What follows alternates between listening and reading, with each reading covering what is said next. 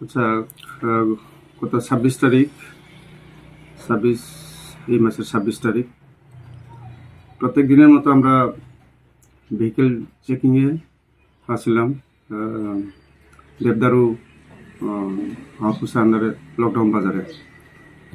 তো প্রত্যেক দিনে ভেহিকেল চেকিং আমাদের পুলিশেরই একটা কাজের ডিউটির একটা অংশ, কারণ এই চেকিংয়ের মাধ্যমে বিভিন্ন অসামাজিক কার্য গাড়ির মাধ্যমে যে বহন এগুলি প্রিভেন্ট হতে পারে, বা রাশ ড্রাইভিং, যারা ড্রাঙ্কেন ড্রাইভিং বা বিভিন্ন ট্রাফিক ভায়োলেশন এবং ডকুমেন্টস ভেহিকেলসের সেগুলি মানে অনেকাংশ এবং বিভিন্ন অ্যাক্সিডেন্ট এই আমাদের ভেহিকেল চেকিংয়ের মাধ্যমেই কিছুটা হলেও প্রিভেন্ট হয়।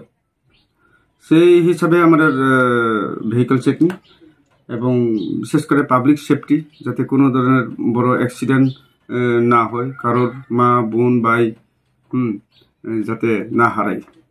তো এই হিসাবে আমরা গত 26 তারিখ বিকাল 3:30-4টার দিকে আমরা লকডাউন বাজারে গাড়ি চেকিংয়ে বসি।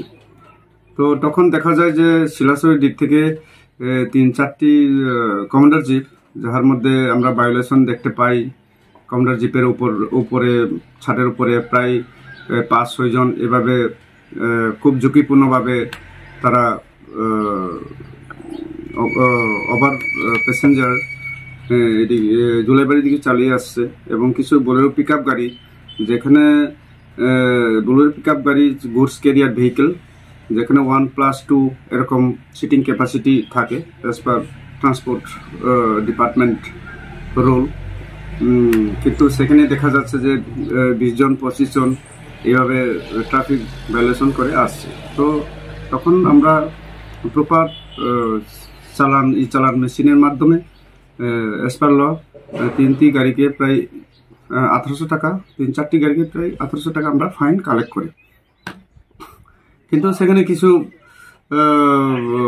জনতা বলতে বিশেষ করে ইয়ং জেনারেশন আমাদের due to lack of knowledge তারা মিসগাইড হইয়া আমাদের গাড়ি চেকিংয়ের বিষয়টিকে অবৈধ বলে চ্যালেঞ্জ করে, এবং তারা আমাদের যে ফাইন খাতা চালান মেশিনের মাধ্যমে সেগুলিকে ফিরিয়ে দেওয়ার জন্য ফোর্স করতে চেষ্টা করে।